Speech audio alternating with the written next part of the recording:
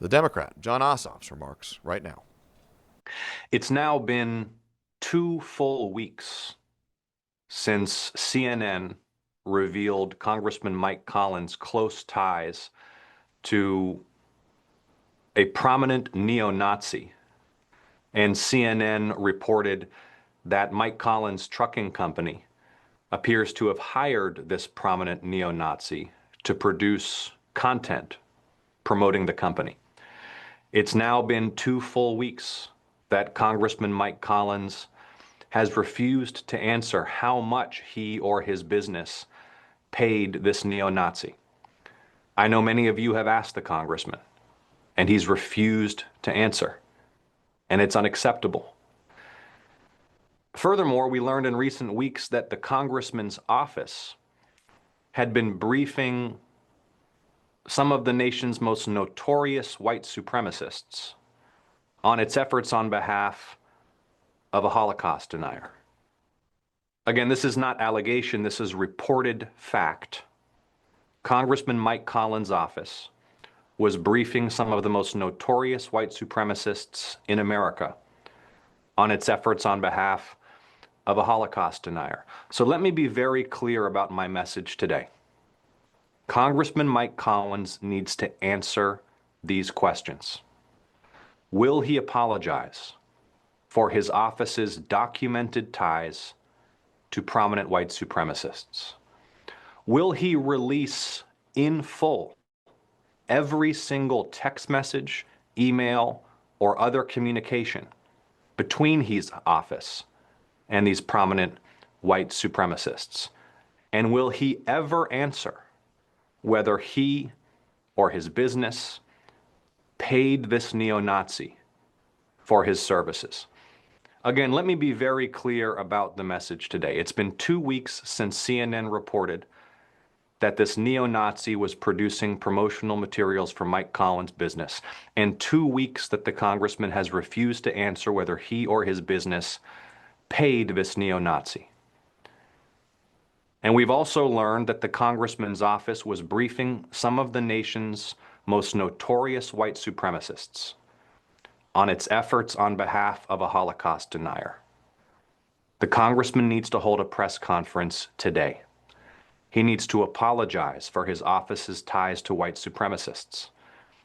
He needs to release every single email, text message, and communication between his office and these white supremacists. And he needs to finally answer the question you've all been asking him for 2 weeks and that he's refused to answer, which is how much did he or his businesses pay this neo-Nazi for his services? Thank you all so much for your time and looking forward to your questions. All right, everyone. If you could use the raise hand function or drop your questions in the chat, I will call on you as they come in.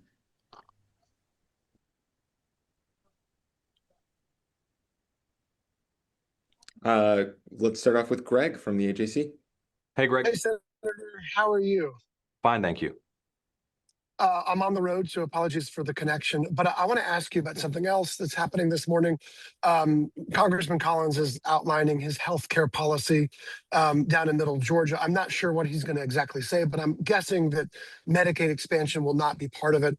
I'm curious from your perspective, is any healthcare access policy in Georgia incomplete if it doesn't include Medicaid expansion? Greg and everybody, just listen to what those nurses up in Livonia at St. Mary's Hospital said yesterday. Listen to what those nurses said yesterday. That hospital is shutting down its birthing unit, citing the Medicaid cuts that Mike Collins voted for. He voted for the largest Medicaid cut in American history and to double health insurance premiums for more than 1 million Georgians. And today he shows up at a rural hospital. Listen to what those nurses said about Mike Collins' votes yesterday. And Greg, of course, we cannot solve the health emergency in Georgia without Medicaid expansion. But let me be very clear. Congressman Mike Collins voted for the largest Medicaid cut in history. He voted to double health insurance premiums for more than 1 million Georgians. and he needs to answer for his well-documented ties to neo-Nazis and white supremacists. All right. I am not currently seeing any more questions. I'll give it a second in the chat, or if anybody wants to use the raise your hand function. Stephen, while we wait, and I see Chuck is there. We'll see if Chuck has a question. But while we wait, let me Can't just get it all at one store. You got to run around to a bunch. let me just make this final point if folks don't have another question. I know you all have been asking the congressman this question for 2 weeks. Has he paid? Has his business paid this neo-Nazi? If not, why did the neo-Nazi do this work for his company? Did he know that the man his business retained was a neo-Nazi? Will he apologize for his office's ties to white supremacists? Will he release every communication between his office and these white supremacists? And he won't answer the question.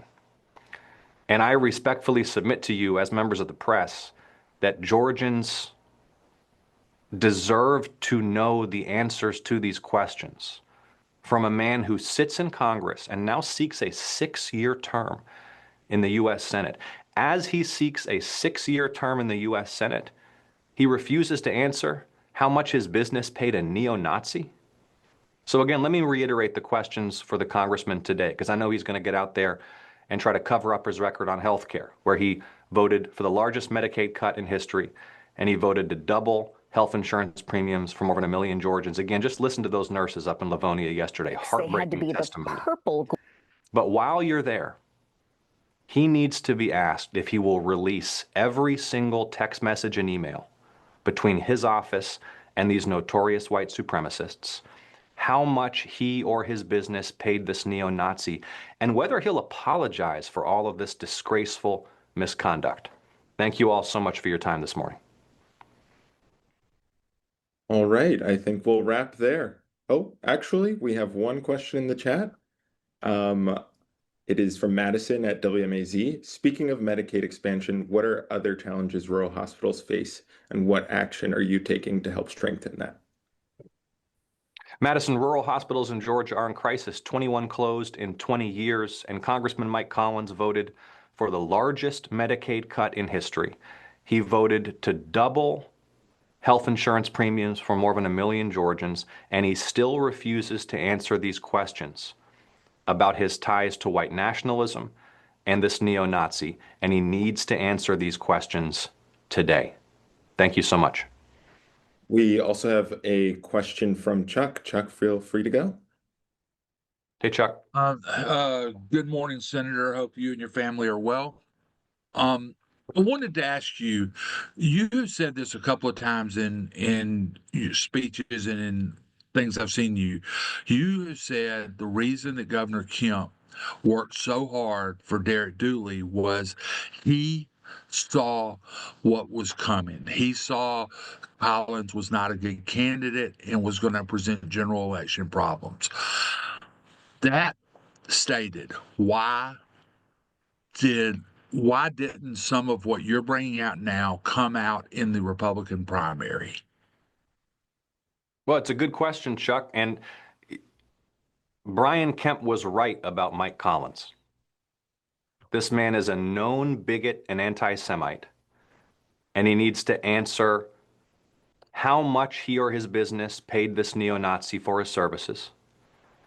He needs to release every single email, text message, or other communication between his office and these nationally prominent white supremacists. And he needs to apologize as he seeks a 6-year term in the U.S. Senate for his extensive and well-documented ties to white nationalists and neo-Nazi ideology. Thank you, Chuck. We have one from Irene Wright at USA Today. Irene, feel free to go. Good morning, Senator. Thank you so much for your time. As it comes to accountability for Representative Collins, would you say that him losing the Senate race is enough, or would you look for further action, whether that's through the House for the rest of his term or elsewhere? Well, Irene, we don't even know the full extent of his misconduct yet. That's why he needs to release every single email, text message, signal message, WhatsApp message, every entry in his office's internal database, that records his office's contact with these nationally prominent white supremacists. It's why he needs to come clean about whether and how much he or his businesses paid this neo-Nazi for his services, and he needs to apologize. And Irene, until we have some transparency, then we can't judge the full depth of misconduct here. But he needs to answer those questions. Folks, I'm going to repeat it again because I know many of you are going to see the congressman later. And he's been dodging these questions now for 2 weeks. Will he release every single email and text message and other communication between his office and these prominent white supremacists? How much did he or his business pay this neo-Nazi for his services? And will he apologize?